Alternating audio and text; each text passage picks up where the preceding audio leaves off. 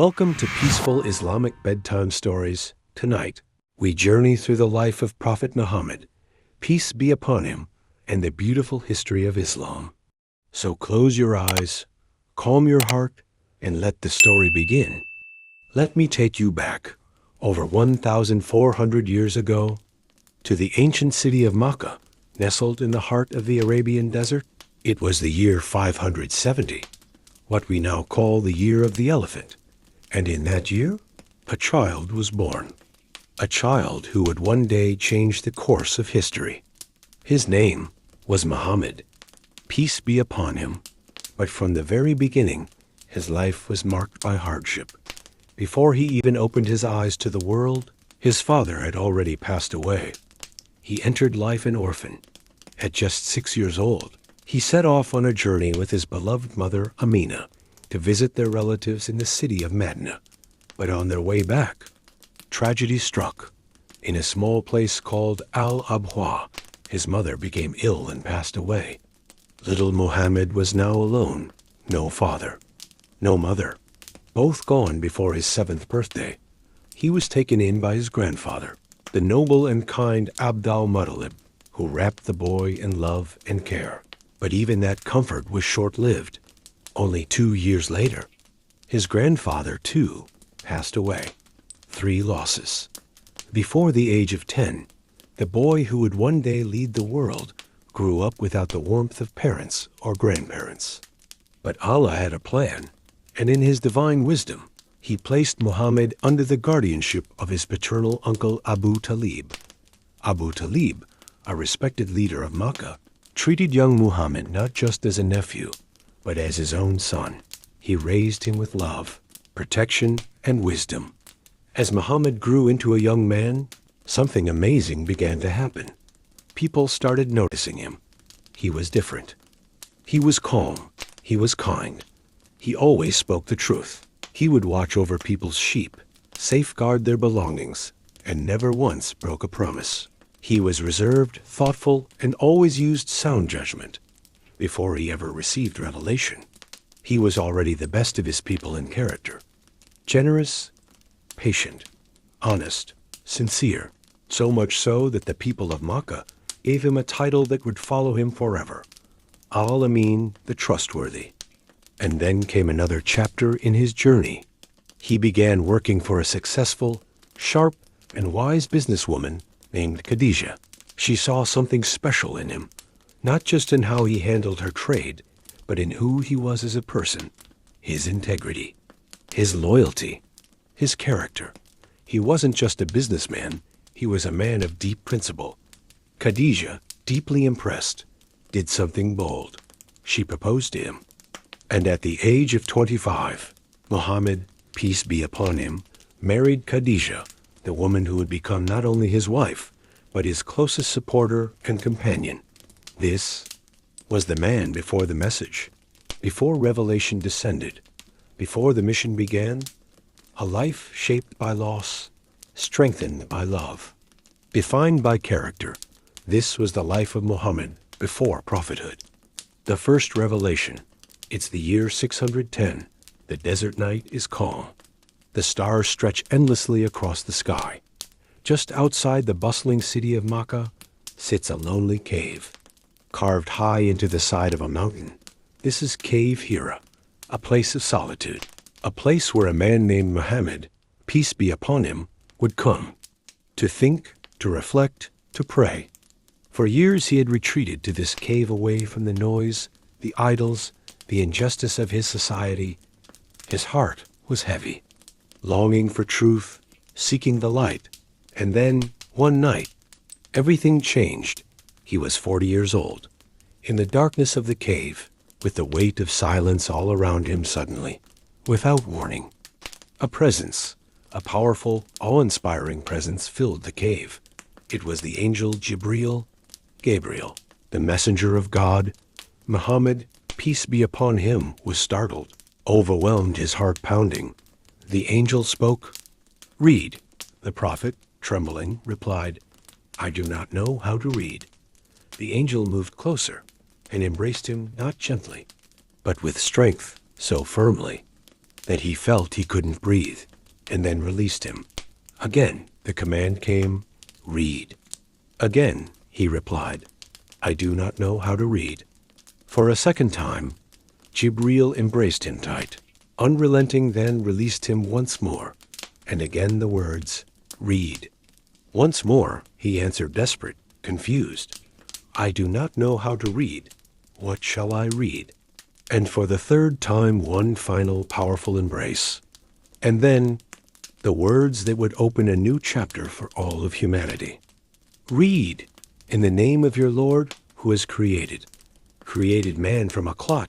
Read, and your Lord is the most generous."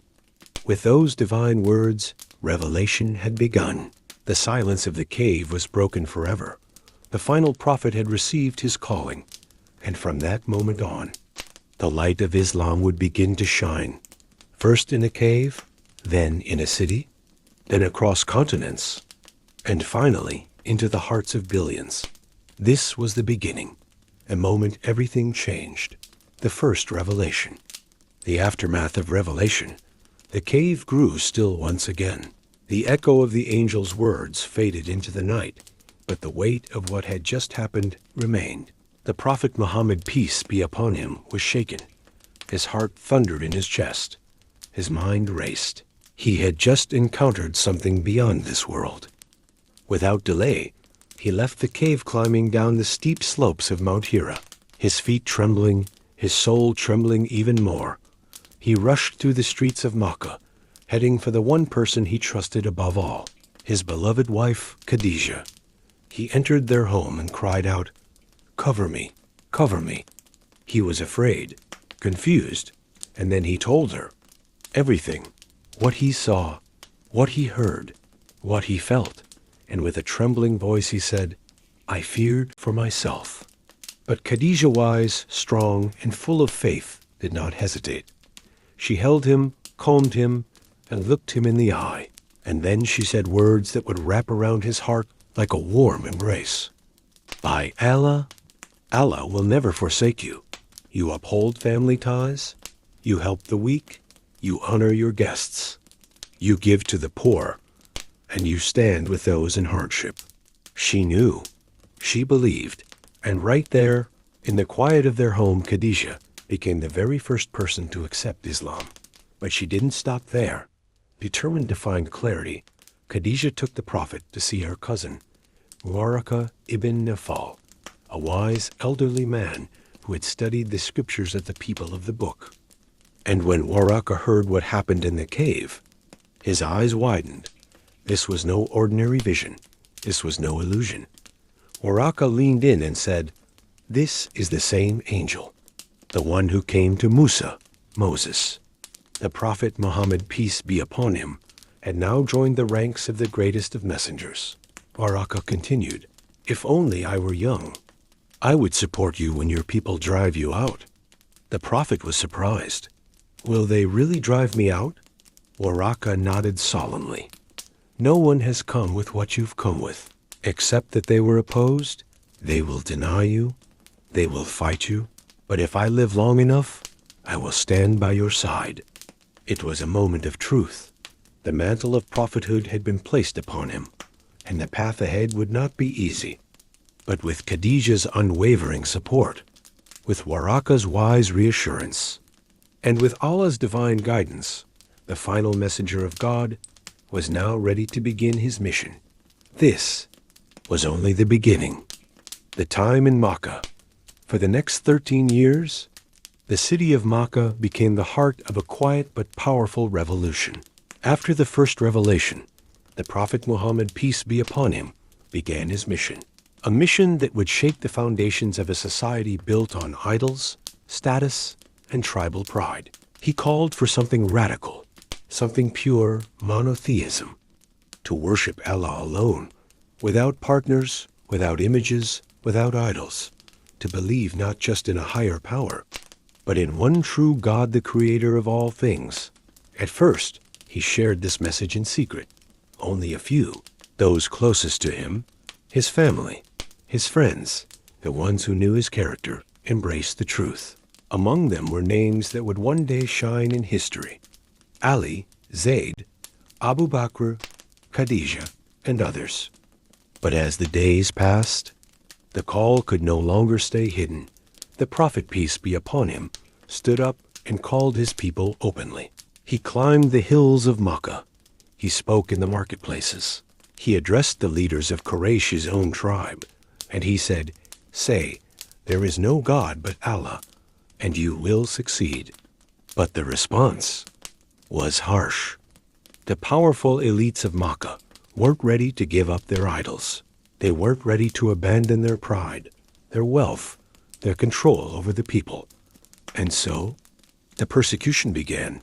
The early Muslims, men, women, even children, were mocked, beaten, and tortured. Some were dragged across the burning sands.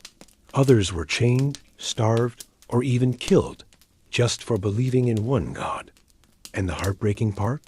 Many of those who led the torment were from the Prophet's own tribe, the Quraysh, people he had grown up with, people who once praised him as Al-Amin, now plotted against him and his followers. But he never stopped.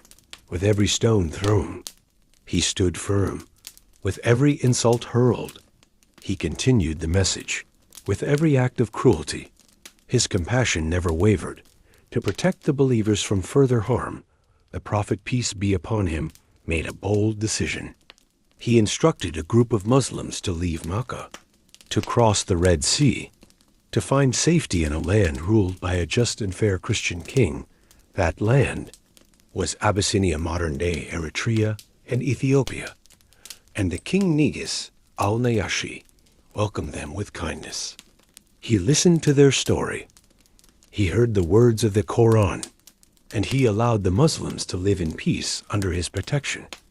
While in Makkah, the fire of oppression burned hot. Across the sea, a small but safe Muslim community began to grow. The Prophet, peace be upon him, remained in Makkah, calling, teaching, guiding 13 years of patience, of pain, of perseverance. But change was coming, and the next chapter of the Prophet's mission would lead him to a new city, a new beginning, and a turning point for the world. The year of sorrow, 13 years in Makkah, 13 years of calling people to truth, of facing insult after insult, trial after trial, and then in the year 619 came the heaviest blow of all.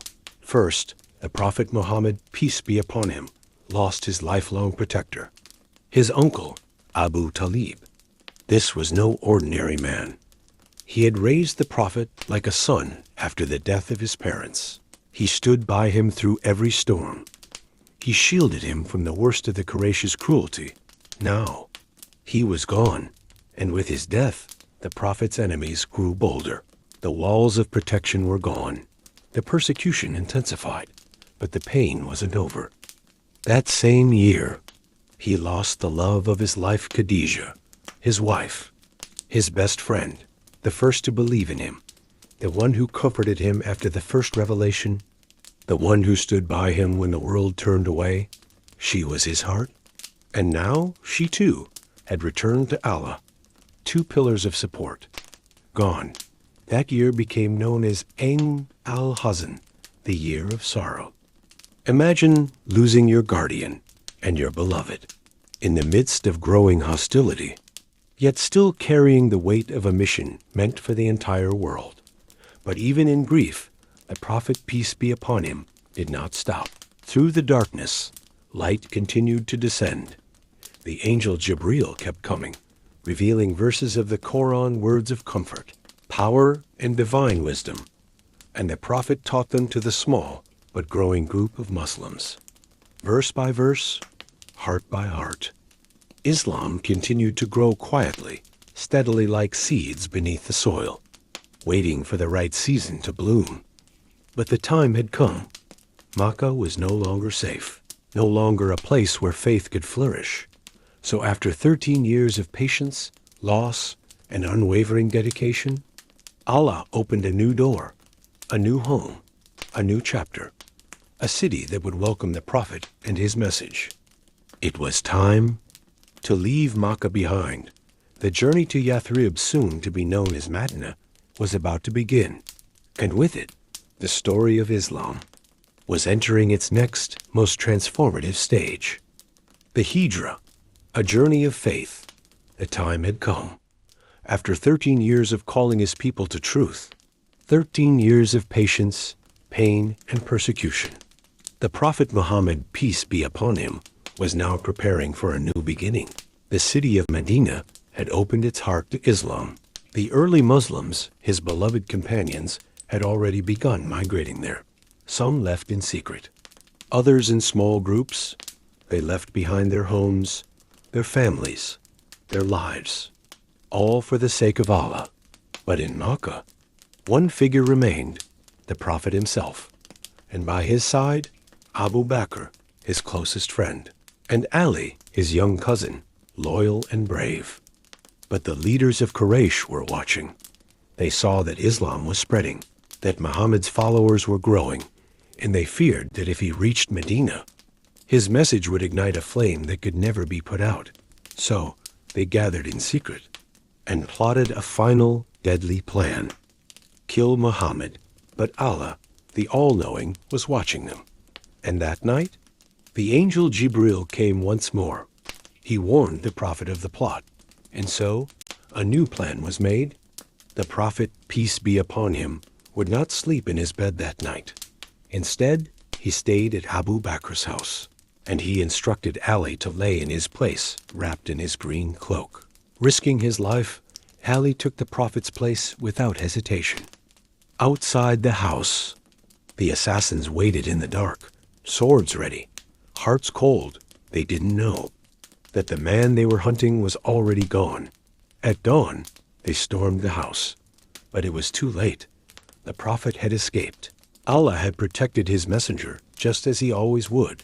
In the Quran, Allah revealed, "And remember, when the disbelievers plotted against you, to imprison you, or kill you, or expel you, they planned. And Allah planned, and Allah is the best of planners." With their window of escape open, the Prophet and Abu Bakr began their secret journey. It wasn't a simple walk. They traveled through the desert heat, hiding in caves, taking hidden paths, all while Quraysh sent riders in every direction searching, hunting. But nothing could stop what Allah had destined. Ali, after bravely deceiving the Quraysh, soon followed and made his way to Medina. And finally, the Prophet of Islam entered the city of Medina.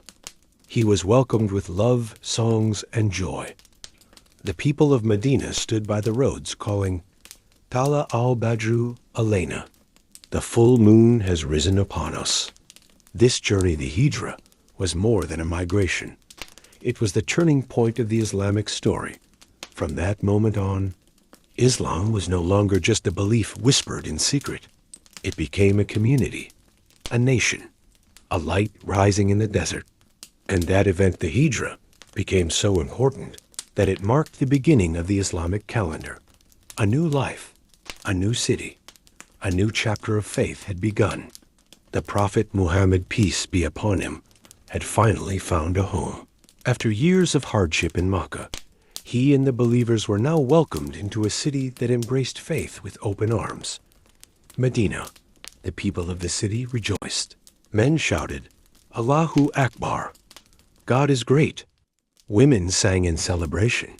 Children ran to the streets to catch a glimpse of the messenger. He was no longer a stranger. He was home.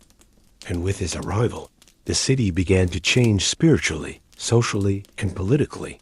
The very first thing the Prophet, peace be upon him, did was to build a place of prayer, a place of community, a place of light. It was in a small town just outside Medina called Quba, and there he built the first mosque in Islam. Not long after, he built a second mosque, Masjid an-Nabawi, the Prophet's mosque right in the heart of Medina. The Muslims would gather there to pray, learn, and grow in their faith. At that time, they faced Jerusalem in their prayers. But soon, Allah revealed a new command, to turn and face Makkah, the city of the Kaaba, the place where Prophet Abraham, had built the sacred house, the direction changed. But the hearts of the believers stayed firm. The Prophet also worked to unite the people. He built a deep brotherhood between the two main groups of Muslims, the Muhajiruns, those who had migrated from Makkah, and the Ansars, the helpers, the residents of Medina, who welcomed them.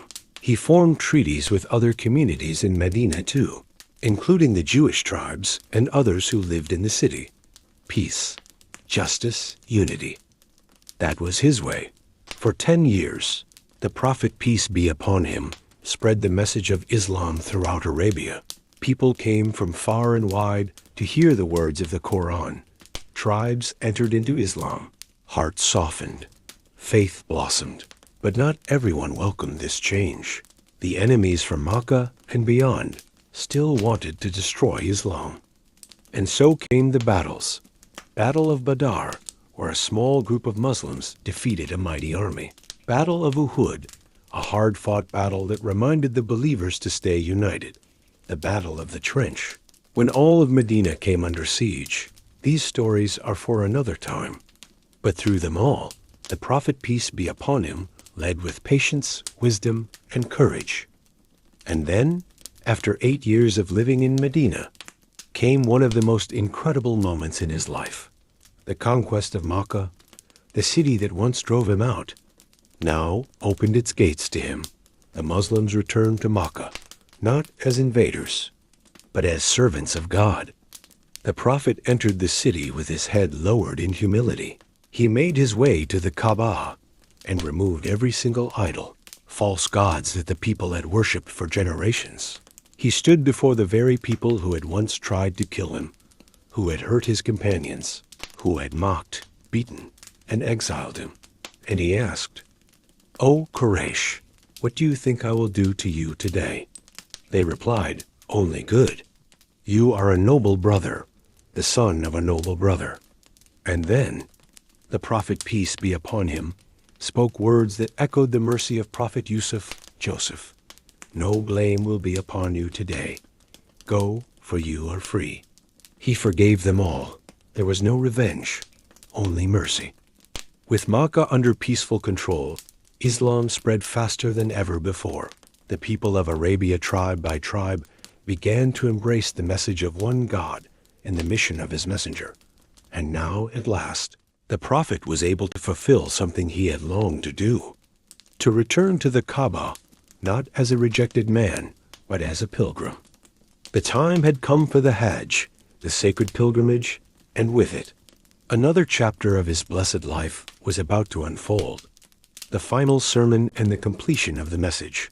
The Prophet Muhammad, peace be upon him, had guided, taught, and led his people for over 2 decades. And now, the time had come for one final gathering. In the 10th year after the Hijrah, the Prophet announced that he would perform Hajj, the sacred pilgrimage. Thousands upon thousands of Muslims, men and women, young and old, joined him. They came from all parts of Arabia, hearts full of love and reverence. This would be his first and only Hajj, and it would be remembered forever. As the crowd stood on the vast plains of Arafah, under the open sky, the Prophet, peace be upon him, stood before them. He looked upon the sea of believers, the very people who once hid in secret to pray, now gathered openly in unity, strength, and peace. He raised his voice so that every soul could hear, and gave his farewell sermon, a message for all times, for all people. O people, listen carefully. I do not know if I will ever be among you again after this year. A hush fell over the crowd. With a heart full of wisdom, he reminded them, just as this day, this month, and this city are sacred, so too is the life, honor, and property of every Muslim. Return what is entrusted to you. Do not harm others, so that you are not harmed. Remember, you will stand before Allah and be judged for your actions. He spoke against injustice, against oppression. He abolished all forms of interest, including those owed to his own family. Beware of Satan, he warned, for though he has lost hope in leading you astray in big matters, he will try to mislead you in the small ones. He reminded the men to honor and treat their wives with kindness and respect. He reminded the people to uphold their duties. Worship Allah. Pray your 5 daily prayers. Fast in Ramadan. Give zakat and perform Hajj if you are able. And then, he gave a message that would echo across centuries. O people, all of you are from Adam and Eve. An Arab has no superiority over a non-Arab, and a non-Arab has no superiority over an Arab. A white person is not superior to a black person, and a black person is not superior to a white person, except by piety and good deeds. He reminded them, you are all brothers. Do not wrong one another. And then, as his voice grew firm with purpose, he declared, no prophet will come after me. No new faith will be born. I leave behind 2 things, the Quran, and my example, the Sunnah. If you hold tightly to them, you will never go astray. And then, he looked to the sky and said, O Allah, be my witness that I have conveyed your message. And Allah answered, in that very moment, a verse of the Quran was revealed. This day I have perfected your religion for you, completed my favor upon you, and have chosen Islam as your way of life. The message was complete. The mission was fulfilled. Islam was now a light for all of humanity. Not long after, in the 11th year of the Islamic calendar, the Prophet Muhammad, peace be upon him, fell ill, and at the age of 63, in the arms of his beloved wife Aisha, he returned to his Lord. The greatest man to ever walk the earth, the most merciful, the most honest, the most beloved, was gone, but his light never faded. His companions, the Sahabah, continued his work spreading Islam across the world. They taught the Quran. They lived the Sunnah, and through them and every generation after, Islam lives on. From the deserts of Arabia to the mountains of Africa, to the rivers of Asia, to the cities of Europe and beyond. The Prophet's legacy remains. Because of him, we know how to pray, we know how to love, we know how to live, and we know how to return to our Creator. So as you rest tonight, let your heart remember this story. Let it guide you. Let it inspire you. Because the story of the Prophet Muhammad, peace be upon him, is not just history. It's your story too.